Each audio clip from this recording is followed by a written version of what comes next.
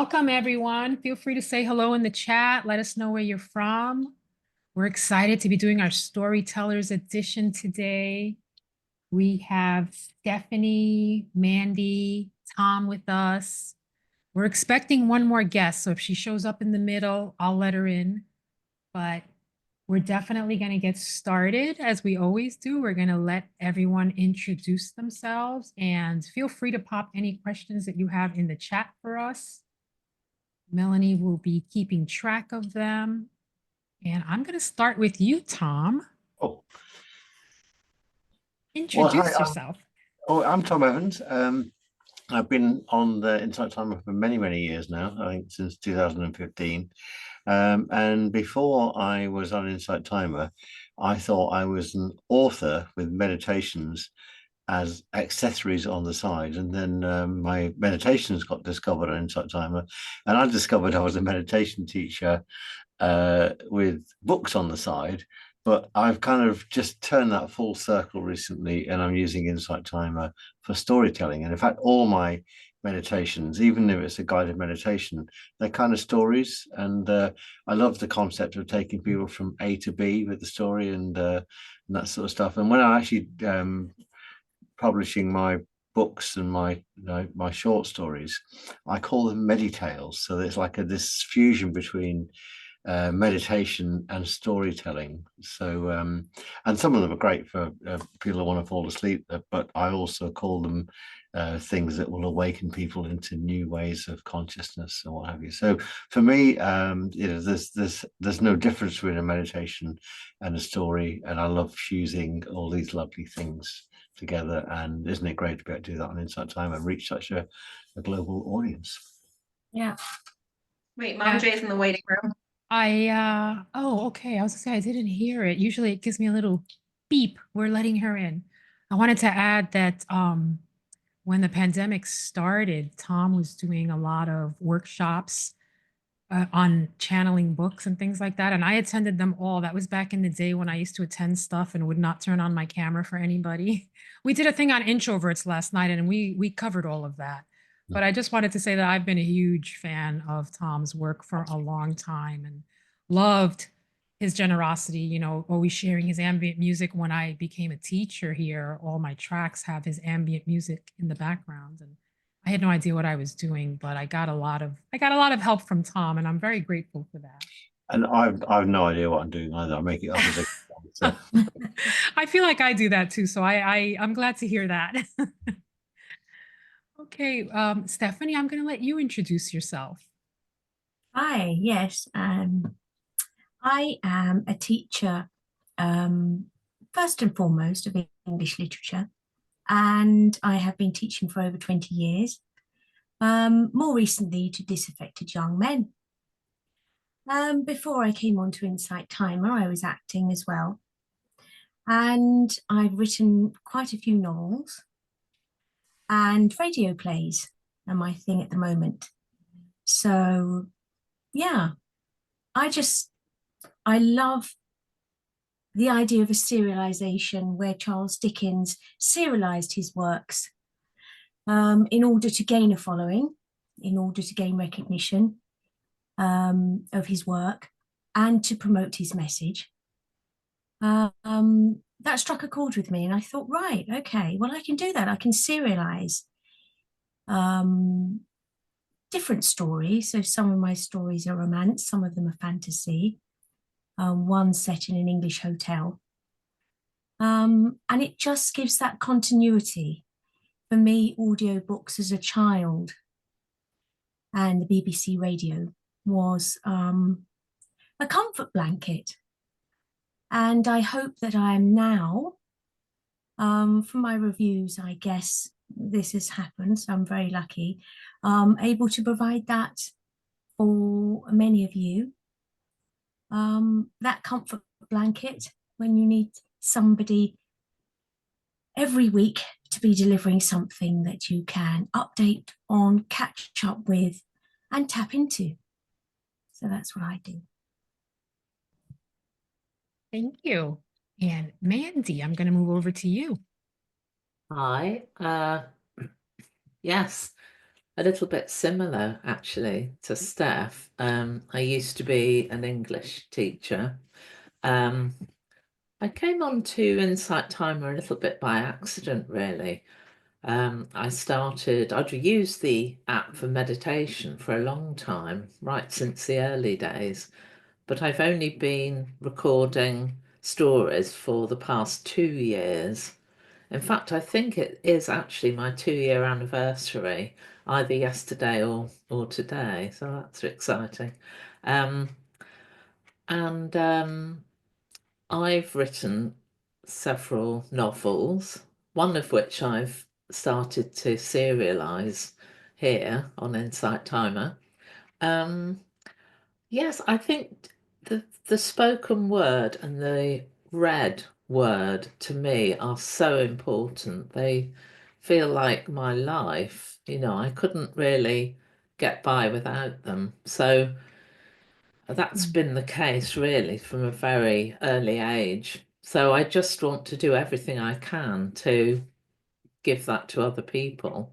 And I'm particularly passionate about the authors of kind of the 1920s and 30s and late 19th century as well. People like Elizabeth von Arnim or Kathleen Norris is someone I've discovered recently. And I love sort of bringing these works through Insight Timer to people who may not know those authors, and maybe some of them are a little bit forgotten. I do try to find people that have gone out of public view. I mean, one person, well, probably not out of public view, but not talked about much nowadays, is Richmal Crompton, who wrote the Just William books, which most school children enjoyed. And I've started doing quite a few Just William stories now as well. So yeah, it's a bit of a mission, really. I'm on a mission. I'd like people to be able to rediscover these old classics.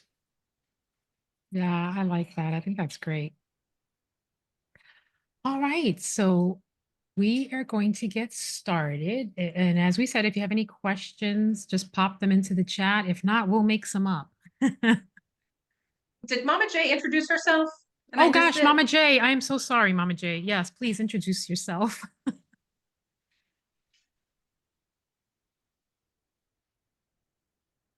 Left in the waiting room and they're not allowed to I know, introduce I know. I am themselves. so sorry. I don't know what happened. And I was leaving you for last because I let you in last and I didn't want to be like, hey, introduce yourself as soon as you got in. And then I totally skipped over you. My apologies, Mama J. Oh, Please, that's please okay. introduce yourself. Thank you, thank you. So I'm MamaJ, also known as Jacqueline Hollows, and I'm on the Insight Timer. I'm actually a recovering project manager. So that was my career and my job for a long time. And then I came into nonprofit work with people in prison and so on. And part of that journey had me speaking on stages and telling stories. Like, I found that I had to find ways of getting across some of the harsh realities that people live in through storytelling. So I love storytelling. I'm an author myself.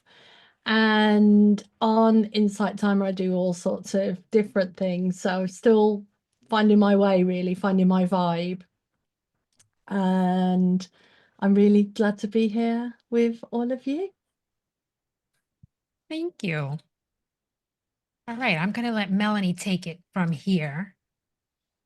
Well, I'm so glad that you guys joined us today and definitely want this to be conversational. But from a selfish standpoint, I came up with a question early on because I do teach mindful cooking. So my question is, if your storytelling style were a dish or a recipe, what would it be? Great question. What a great question.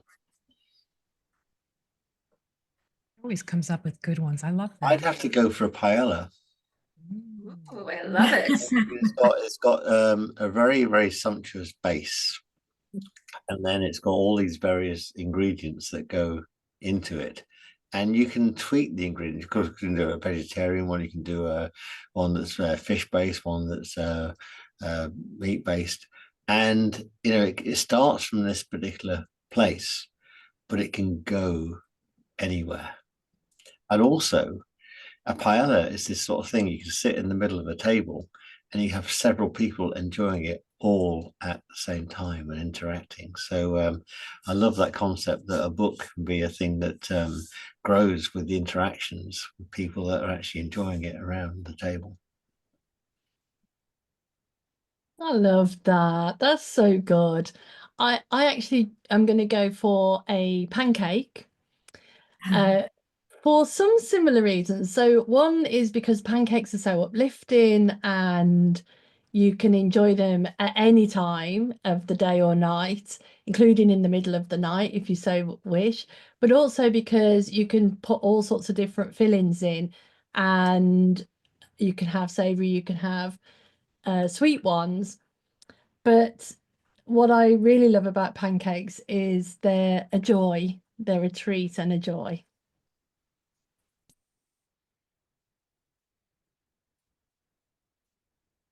Very Can I go good. next? Yeah. I'm going to go for lobster thermidor. Wow. Delectable, to be savoured, and a luxury that we can, just a little bit of something special we can take for ourselves every day.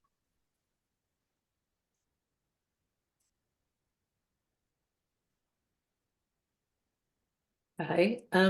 Well, I was thinking along the lines of a sweet and sour dish. So sweet and sour tofu or chicken, depending on your preference. Just because I think my style is something that's a bit dark at times, but also sweet and quite often funny. And it's quite a mixture, and you couldn't really come down and say it was either one thing or the other. So it's the blend of those flavors on the palate, I think, which is characteristic. Love it. Yeah, I love that. Well, how did each of you get into this? I'd love it if you guys could all tell a little bit more about you. I know, Tom, you told us a little bit, but we'd love to all know. And I know there's some people in here who are aspiring authors and would definitely love to know a little bit more. Yeah, I would love to know where your inspiration comes from. I'm always curious to know like what the process is for writers. Like, do you know what the ending is going to be when you start? Does it come to you as you go along? Is it a sudden inspiration?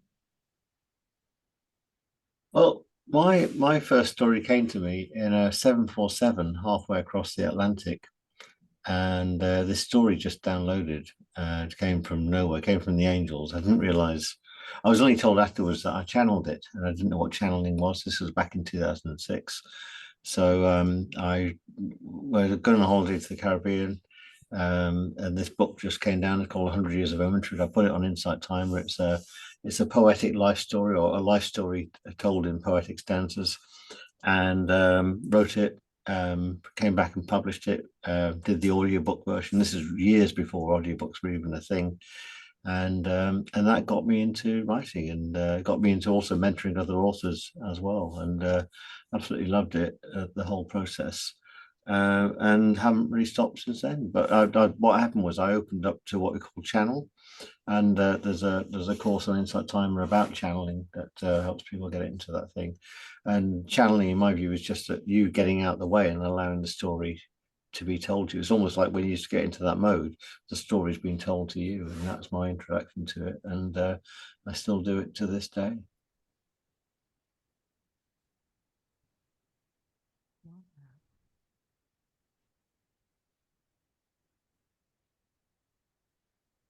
Anybody else want to share? Yes, sure. I'm sorry, I've forgotten I'm just busy listening to Tom there. I forgot what the question was. Was it about how you got into writing in the first place? Yes. What inspired you? I said there's some people here who have a lot of book ideas and just what inspired you, and maybe what could you pass on to inspire them? Yes. Well, I do think it's one of those things that's different for every writer, and for me, I can't make things up very well. You know, it's always, I call myself a serial memoirist. I can hardly say it, but that's what it's a sense that everything I've ever written has had quite a strong root in my own life or in the life of people that I know. And it's embellished, but basically there's usually people in it, a little bit disguised, of course, but that's where it comes from me. I think, I mean, the actual root of it, I think, came from a bit of a dysfunctional upbringing and being an only child and wanting to write things down to have a reality that was just mine. So I think that's where it comes from. But as to the things that can kind of spark off that desire to write something, they can be very strange, I think, and unexpected. It can just be maybe seeing something or picking something off the ground, something interesting, or maybe something that somebody says or that you overhear at the shops or in a queue, can sometimes seem to spool off a whole great load of associations and then a story. But I don't know if everybody else feels the same, but you get a bit of a prickling feeling if it's something that you're going to be able to write about and stay with for as long as it takes. Interesting. For me, my stories are largely anecdotal, and they're rooted in experiences that I've had.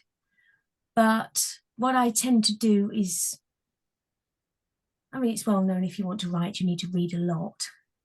What I tend to do is look at the authors that I like and see what it is they're doing that I like. So, for example, with Jane Eyre, it's written in the first person. That was something that sang to me. It was largely autobiographical. So I thought, right, okay, I'm going to take inspiration from that. It was, she was immersed in nature, so I took inspiration from that. And then I said to myself, right, well, I'm going to need some big characters. So I looked at Charles Dickens, whose work was and is largely, it's almost comical. So each of his characters is larger than life, huge. And I thought, right, I'm going to drop a couple of those in. If I'm writing an audiobook, I think about the accents, I think about the voices that I can use to make those characters come to life. But I would say if you're thinking of writing your own first story, and I do actually have a writing course out on this, but if you're thinking of writing a story, a first story, I would say considering it's not the same as journaling, but that's a starting point, and consider an inciting moment that has happened in your life and use that as the starting point. And then you can handpick characters and you can handpick voices and location.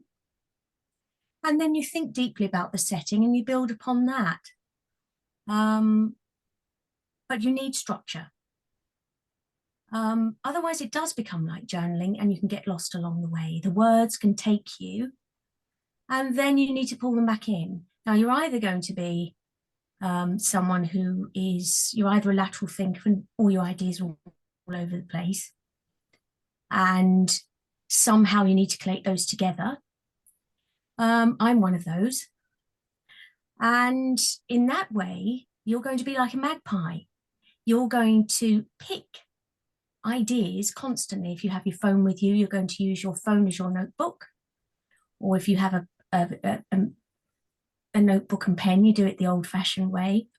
And you are going to open your eyes to everyday experiences and drop those in. drop characters in you see, as Mandy was saying, someone interested in the queue, something funny that made you laugh, something you've seen on TV.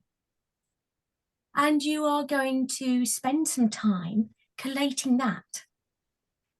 If you are a vertical thinker, you're going to say, right, I'm going to structure this out and I'm going to plan it physically first, and then I'm going to fill in the gaps with all that information. Either way, I would say my best tip is to open your eyes, be a magpie, and start writing down what you notice now.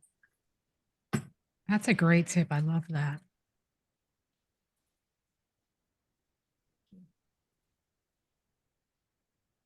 MamaJ, did you want to add anything to that? Yeah, can do. Thank you. So, I never thought that I was a writer at all. I didn't think I could write. And to encourage anybody who thinks like that, like it's just rubbish. We can all write, and that even if there are some dyslexia or some things that are spicy about your writing, you can still everyone can write, can get out of their head onto paper. I started writing school because I was encouraged to write my memoir, and that took me 4 years. So it did take me a long time, but I had a routine. Somebody asked about a routine. I made sure that I wrote every day for at least 10 minutes. And even if it was only 10 minutes, it meant that I was coming to what I call my sacred space. And even if I couldn't write anything, I would sit in that space and let thoughts and ideas come to me. And actually there's like a practice. So when you start doing that, your brain starts to tell you that's what you do. This is your writing time. So it's really helpful. So I ended up writing my memoir. But in between, before my memoir was published, I ended up co-authoring some short stories.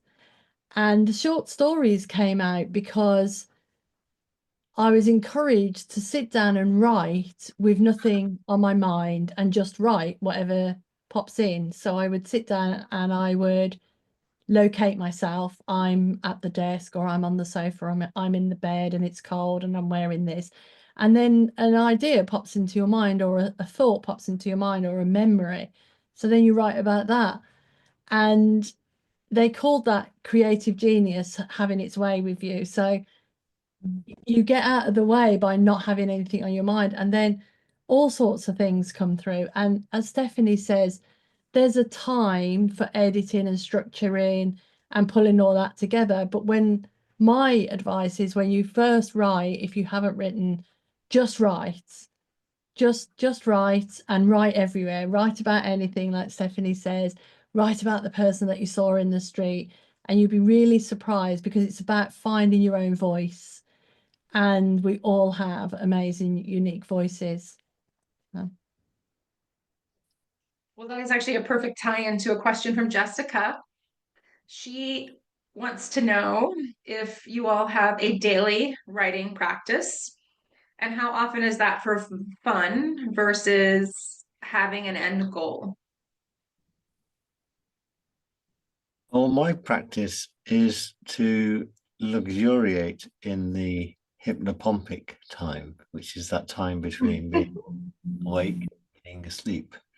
And I've been indulging to Violet 108's scripting daily and weekly and monthly, and I've been writing to it as well. Just that time when just ideas come in and you just let it just flow. Now I do channel to a structure, so Stephanie, that's a fantastic point. So I don't do freewheeling in the channeling. There's always a direction for it to go. But that time before the conscious mind's completely engaged, which is great. So you go into hypnopompia, stay in the meditative state. Time is squidgy as well, so time extends, and just amazing things come in at that time. In fact, on Insight Timer recently, I published Time Restored, and that was a book completely written in that squidgy, dreamy state between being asleep and being awake. The whole idea just came in a sub dream. Then the whole book came out in about 14 days. A whole novella came out in about 14 days. So it's to stay in that hypnopompic meditative state for as long as you can and just let the stuff flow through, but to a kind of to a structure, and also with a sort of meta aim of where do you want that book to go, what do you want that book to say, and what transformation do you want that book to have on the listener, which funnily enough is the transformation that the book has on the writer too.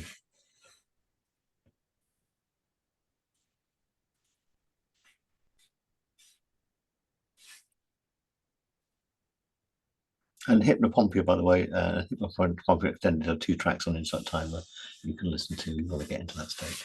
Nice. What I about think I'm everybody gonna go. else? No. Okay. Yeah. Okay. Yes. I write from 9:30 to 3:30 every day, but I'm doing a lot of different writing. So I'm writing radio plays and so on and so forth. So that's divided between different writing practices. And as I mentioned before, part of this being a lateral thinker is that I need to have many documents open at one time. So at any one given time, I'll probably have about 6 or 7 different stories open. And when I'm getting a bit bored of hearing my own voice, I'll tap into somebody else's. And that for me keeps things alive. It's a very messy way to work. And it's quite, I would say you have to be quite brave. But the more you write, the more secure you are in your ability, the more chances you'll take. And because as many of us writers are, someone who spends a hell of a lot of time on their own, I need to see stories afresh, as though I'm reading for the first time, almost as though someone else has written them. And the only way to do that is to keep a few things on the go and switch between them. So for me, it's largely a full-time endeavor, and I keep things exciting in that way. And I make sure that I always have my fail-safes, which is either bark or dance music, or repetitive, anything in the background that can switch up the energy and change it to something else according to what I'm writing, according to where I am in my writing practice. So what I would say to conclude is there is no one way, there is no one routine, but certainly to practice every day and put something down, if it's just you being in your writing space and making the people around you aware this is my time. Even if it's just 15 minutes a day, saying, right, okay, this is my 15 minutes. This is what I devote myself to. So I have a booth, so I just shut myself in my booth. It has no Wi-Fi. So that's my excuse. But if you're not doing it full time and it's just a leisurely practice, something you want to get into, a great way to start, as I think MamaJ said, is to set that time every day. Just have a little bit of time and say, even if I'm not writing, I'm still here and I'm still thinking and I'm still in that space. So yeah, that's the only structure to start with you need, is to define your space.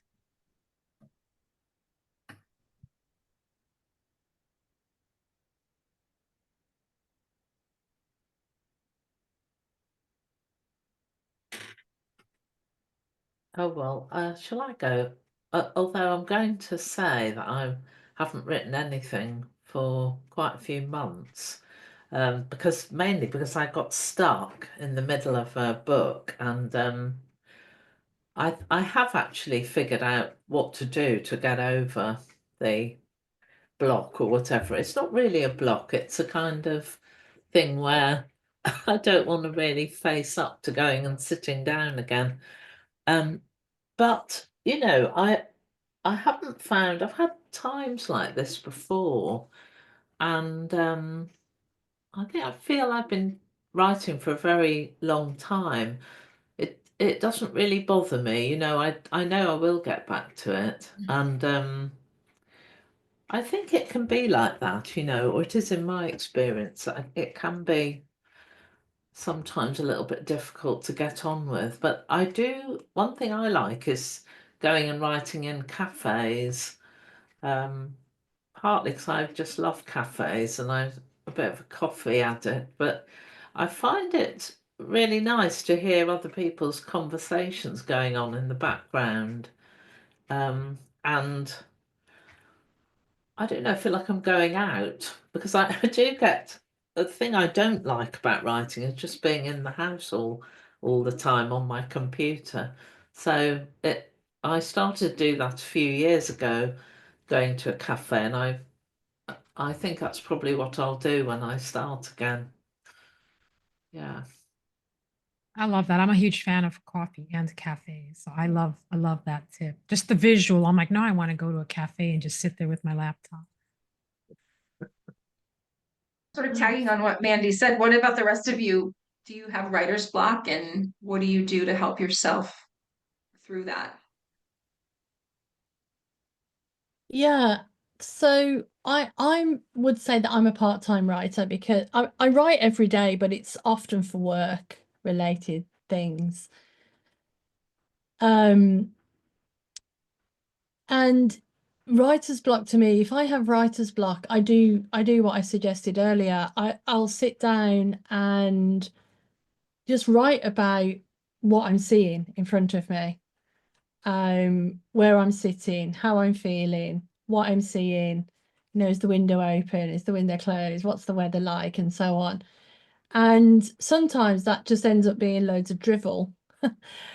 And then sometimes something else comes through that, and just whilst writing, because I'm not really thinking about trying to write, something else just pops in and I end up writing a story or write half a story or I get an idea.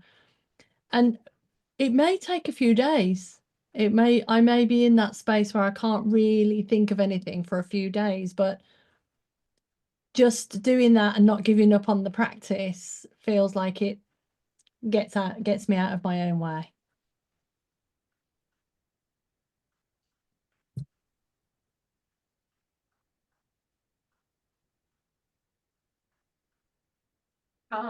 Stephanie, do you have any helpful hints? I forgot the question, sorry. Oh, do That's do any okay. of you ever have writer's block? And I mentioned in the chat that Tom shared with me a great book he's got about writer's block. And I saw Tom's comment that he might put it into audio. And I really hope you do, Tom, because I think that's a really helpful book. Okay, so I would say if you have a point where you're stuck for ideas, go and read something. That's the best advice I can give. Go and read something. And if you have been a good little magpie, you might have something on the notes on your phone that would inspire you. What worries me about the term writer's block is that it's a suggestion that somehow if you have a day where you're not writing, then something's stopping you or there's a problem there. And I tend to accentuate the positive. So I say, oh, I'm having a reading day today. I'm having a researching day today. Let's look through my phone. Let's have a look at some of my poems. What was I thinking there? What did I watch last night? That was a great character, wasn't she? What did she do? There is always something. This is a magical life full of magical experiences. But again, it's up to us to collate those experiences. Otherwise, we will have nothing. And if we cannot, or we don't have the time, or we've forgotten to, or we have nothing to call upon that day, we open up some literature, classic, if you're me, and we read. And there it is, sitting in black and white. You know, many more wonderfully inspired people have walked this earth before us, and they have taken the time to do the work, and we can call upon that. So that's the gift we have to give ourselves on those days.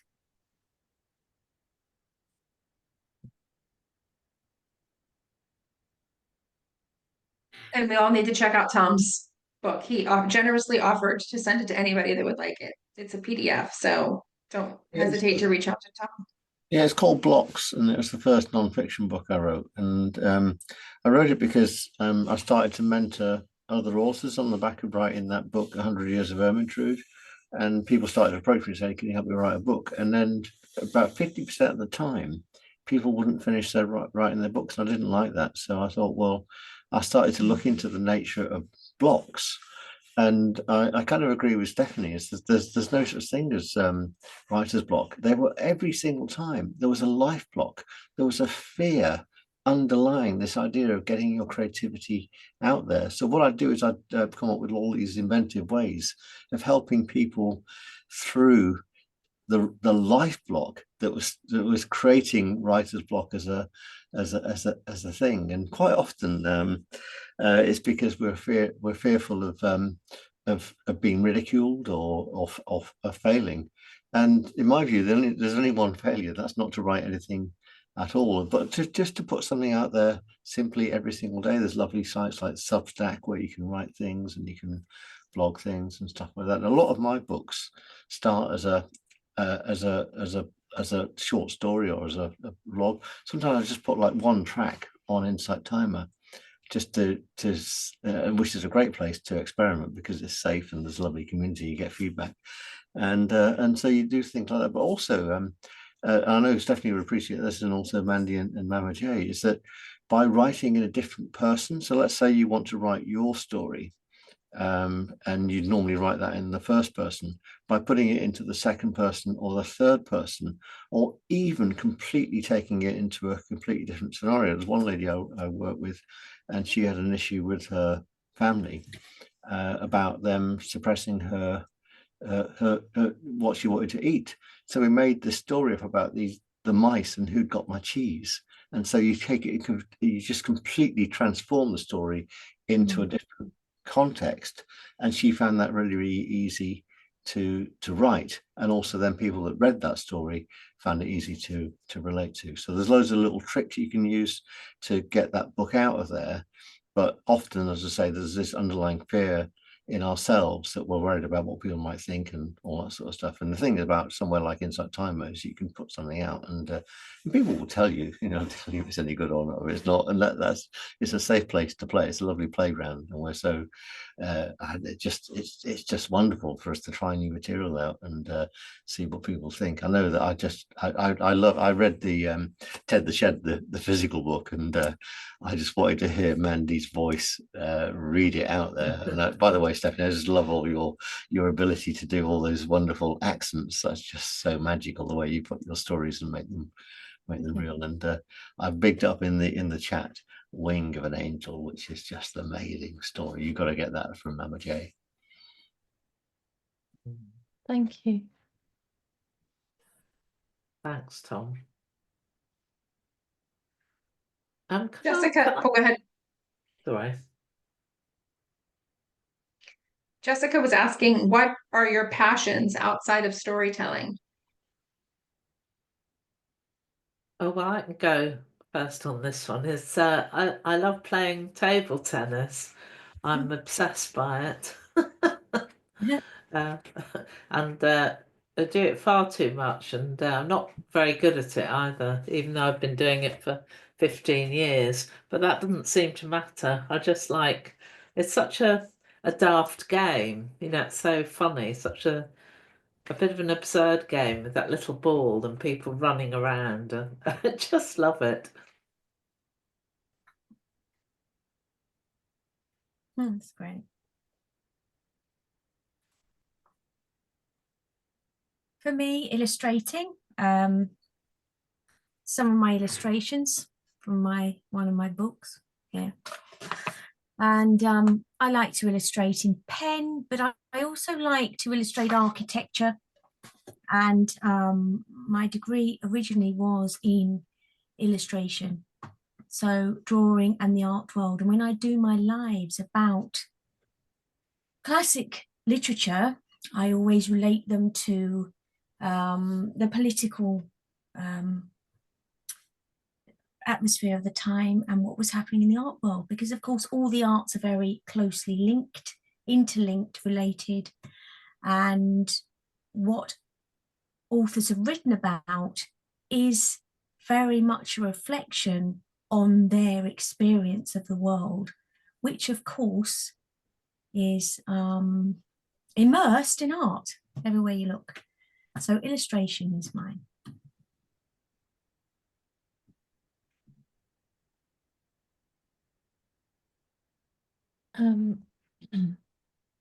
When I have some time for downtime, I love virtual reality.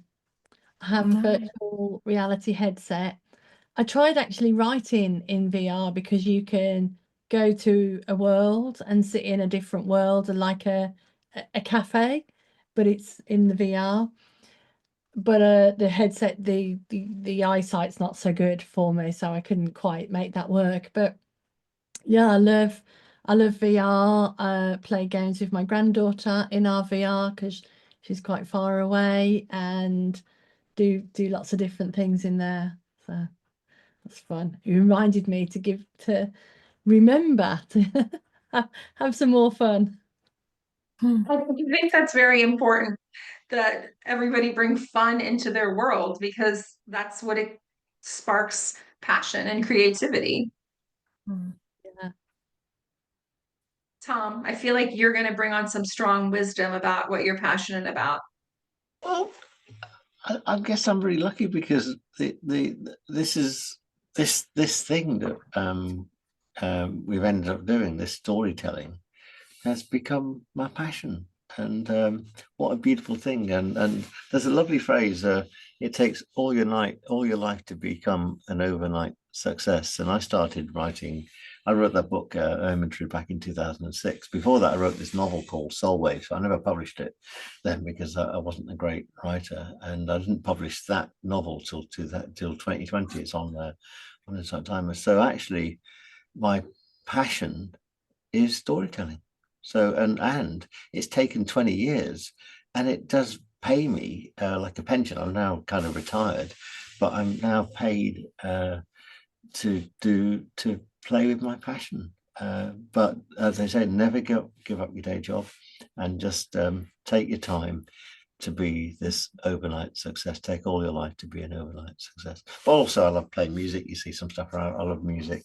I've been out in the garden today. Love walking the dogs, and I must admit, walking the dogs in the morning, I just get that hypnopompia time I was telling you about that goes into meditation, then that goes into a dog walk. That's where I get loads of stuff, and you get signs. Stephanie, you said about where you get your inspiration from. I see things that I've not seen before on the same walk.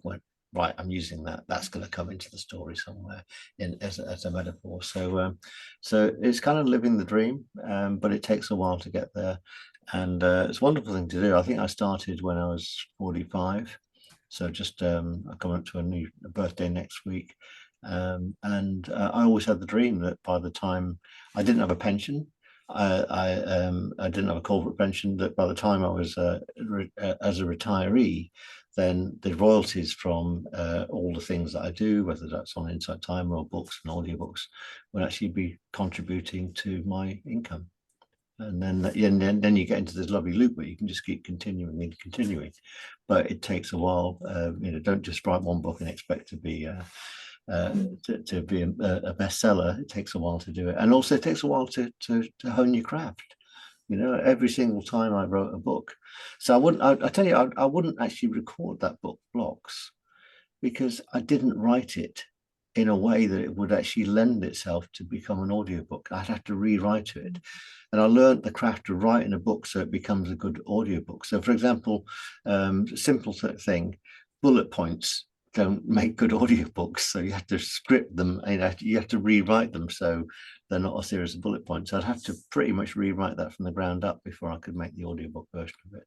And now when I'm writing a book, the first thing I do is record the audiobook version, because what a great way of proofreading. If you can't say it out loud, people can't listen to it in loud. So I've gone off topic there a little bit, but I It's a thought it was great kind tip. of That's absolutely brilliant, Tom. That's really interesting. Would there be something else? You said the bullet points, but can you think of something else as well that would be different in an audiobook? yeah, I've got loads of graphics in there. It's full of mind maps and graphics and this sort of stuff, and they don't make great audiobooks because you got to describe them. True. That's great. I knew you'd have some amazing nuggets, Tom, because I just want to point out, you said you go on a walk and you observe things that you haven't seen before. And I think that's a really important piece, not just for storytelling, but for anything to be inspired by. Seeing the things that are there and using them as little signs. Yeah, but also they're stories, and so you meet characters day by day in the shops and this sort of stuff.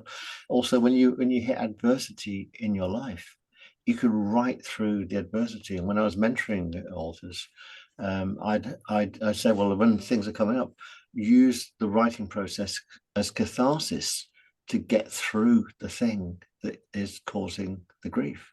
And it's amazing how healing writing is as a process, or any sort of art, whether it's illustration, music, sculpture, dance, you name it. We can use art as a healing force. And also your advice about overnight success. You know, people often see people who are successful and think, oh my gosh, you know, this came so easily to them, but they do forget that you, as you said, 20 years in the making and lots of other work. But I think also saying about your passion being what you do, I think that's huge for people. You know, if you have a passion, being able to turn it into something that you do for money is just absolutely amazing. Yeah, and Maybe Mandy, the really important what? thing is to allow it to find you. So the last thing I want to do is you don't copy anyone on this call. Allow your thing to find you, because it's going to be different for everybody. Absolutely. This was an interesting question Cream asked a while ago. Cream had mentioned two things. One, Cream said that their sister once didn't have a ton of money and wrote short stories for all of them as a gift, and asked if you guys ever encourage people in your family to write for fun, but also asked, does anyone use AI, as they're encouraged at work to use AI? So do you guys ever use AI to come up with any creative ideas or in any other capacity?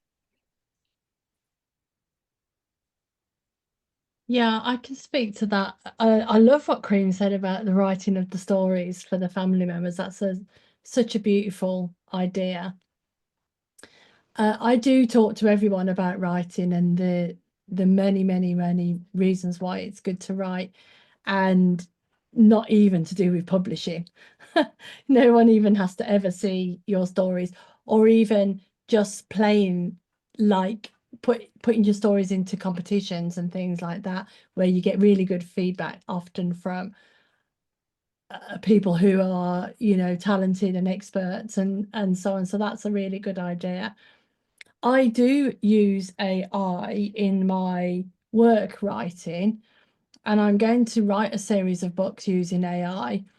And how I'm using it is I use it for structure. So I will often audio things, a little bit like Tom, audio things first, maybe if I'm creating a course or creating something that way, doing a live event. I do a lot of those in my work. I will then take what I've said, because that's really me, and then I will ask AI to structure it in a way that would either create a post for, say, Substack or somewhere like that, or the next thing I'm going to do is turn a masterclass into a book. And so I would be asking AI, can you structure this talk that I gave in a way that would be suitable for a book? And another use that I found is that I'm working with someone at the moment volunteering to type up her work. She's written her book and it's just literally long form, many pages, about 20,000 words. And I'm typing it up for her. And I will ask AI to help me structure that for her into a book and suggest some chapter titles, for instance, so that we can speed up the process a little. So I think AI is a very useful assistant. But the creative, even creatively, actually, sometimes I'll say, can you pull out 5 quotes from this talk that I did? And I'm quite surprised by some of my own quotes sometimes.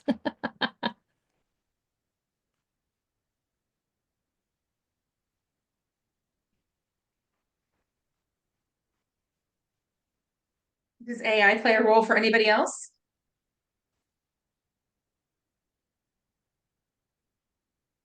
I've dabbled with it, but because I'm writing in such a metaphysical space and channeling stuff in from the future and from the cosmos, AI is not really touching that right now.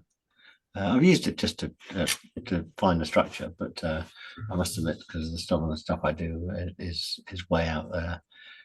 AI just hasn't got that. It hasn't got that depth. Hasn't got that insight.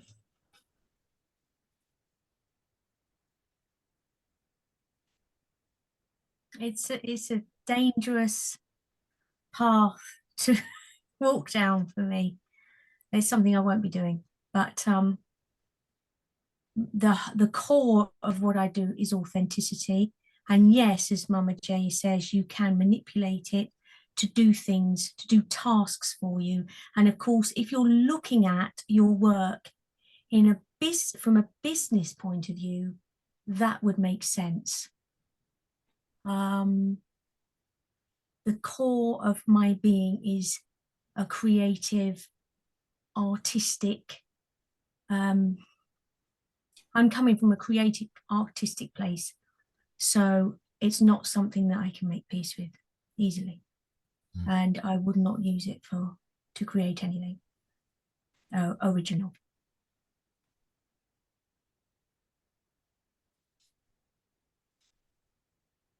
Yeah, I think I'd say I wouldn't know how to, really. I don't think I have anything against it, but I've yet to dip my toe in those waters, really, except for personally asking questions about practical things, which I do use it for at home.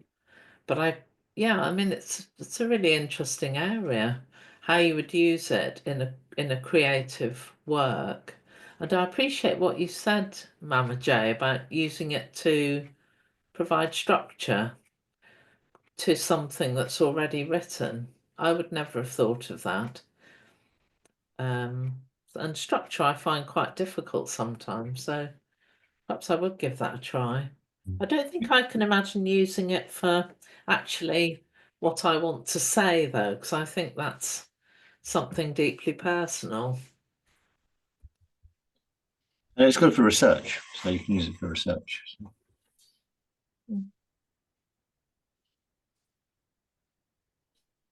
I thought this was an interesting question that came in. What is the most unexpected place an idea for a story hit you? Can I start with the idea for my novel, which I came in 2005, and I finally published in 2020, and it's on Insight Timer, called Soul Waves. And I was having a shower in South Africa, and a tarantula was over my shoulder. And just after that, when the tarantula got removed by reception, the whole idea for the book came in. I think it was like a near-death experience, and I thought, I must get this stuff out there. So tarantula in the shower in South Africa. I have done a fair bit of work in prisons, and one of the prisons that I went to is Style Prison, where Myra Hindley was in prison many years ago. And I was doing a competition. I was writing to a competition, and again, I didn't really at that time know how characters worked or anything like this. Anyway, these characters literally just started talking to me. I'd be walking to my car, and I did this short story of this woman who was locked up, and she was a writer. and she was using blood for the to write with people's blood, and I had to go and interview her. Yeah, and I could really see Style Prison, yeah, near Manchester, Tom. I could really see it in my story, and it was spooky because yeah, lots of things happened there that were quite spooky. So Wow.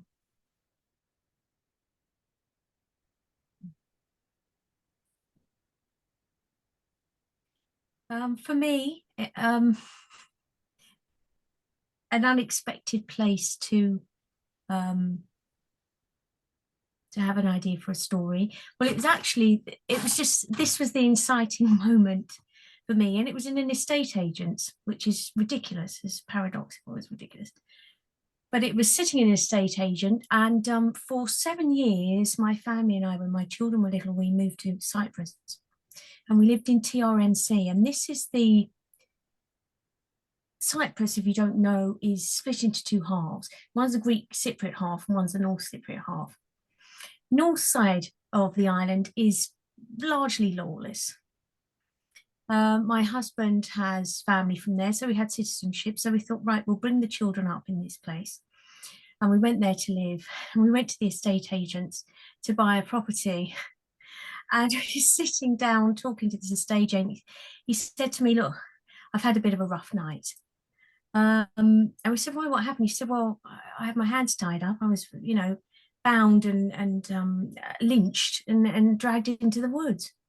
So this is an estate agent in a pariah state. And at that point, I just thought, right, that's it. My next radio play is going to be called Pariah. And that was the starting point for me. So who would have believed it? An estate agent bound and tied up in the woods, threatened with at gunpoint.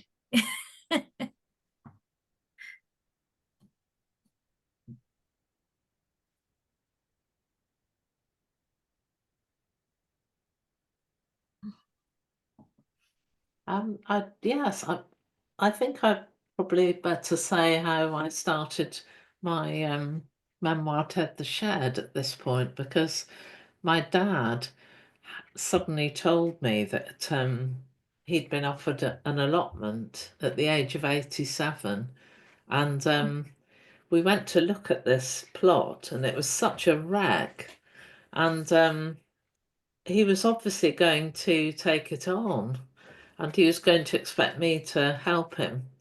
And at that moment, as I stared at this great thicket of nettles and Himalayan balsam and other kind of weeds, I just thought, I'm going to write about this, because, quite frankly, that's the only way I'm going to survive, having to work with my dad on this jungle. And I got that kind of slightly prickly feeling that I was mentioning earlier, of knowing, yes, that is a good idea. I'll be able to stick with that. And so I did write about it. I wrote a blog about it, which went on for 10 years, because that's how long we had the allotment, until Dad died, age 96. So that was a kind of unpromising kind of place, really, to think of something. But yeah, the allotment looked a lot better at the end of those 10 years than it did when we first saw it. Well, I cannot believe it's been an hour. I think that is like the fastest hour we've ever had. If you guys don't mind sharing, what is the best way that all the 170 people that are here could support you? What do you have coming up on Insight Timer? What would you like to promote here? I want to promote a couple of things. I've started just serializing yesterday my latest book, The Duodex, Duadex. But I want everyone on this call to binge listen to Violet 108 and scribe with her every day. That's the biggest advice I can give to everybody. Just write something, no matter how big it is, every single day. And her prompts are just, I've got to say this, they're out of this world. That's what you're going to do. Oh, thank you, Tom. You have been like my biggest supporter. I am so grateful to you for that because I still have those moments of lacking confidence, and you give me so much confidence. Thank you so much. Okay.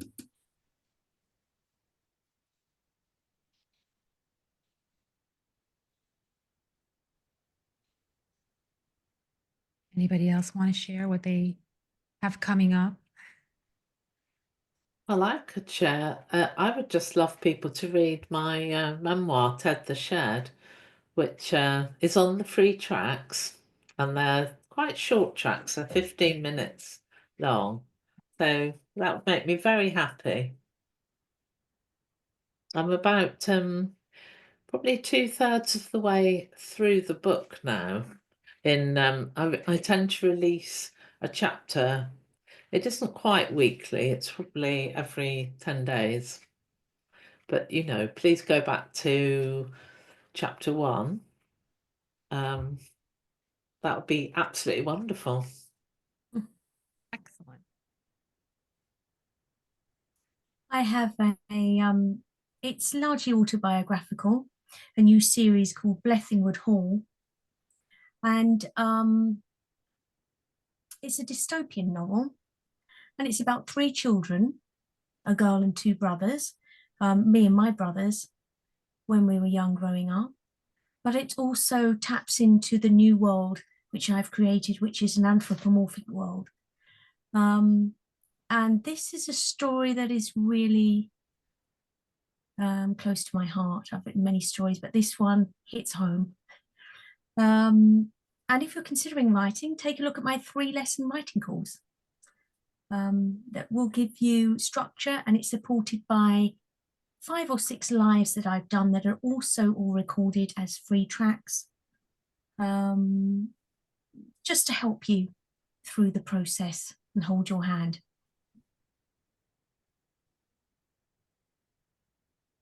I have a course called Overcoming Writer's Block, if that's useful to people.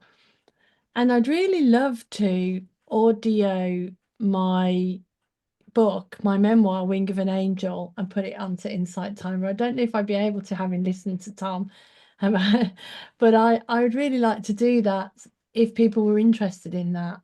That would be quite fun to do. So That yeah. would be excellent. Okay. Mm. Thank you. Thank you. Awesome. Thank you all for joining us, and to the 172 that joined us as well. If anyone has any last minute thoughts or any last minute questions, now's your chance before we end the live. And just so you know, I will upload the replay of this, and in it, I include links to everyone here. So I put a couple of times in the chat everyone's names, but there's always an easy way to find them. Just go to the link in my teacher's profile and you'll find all the information that you need on everybody who's with us.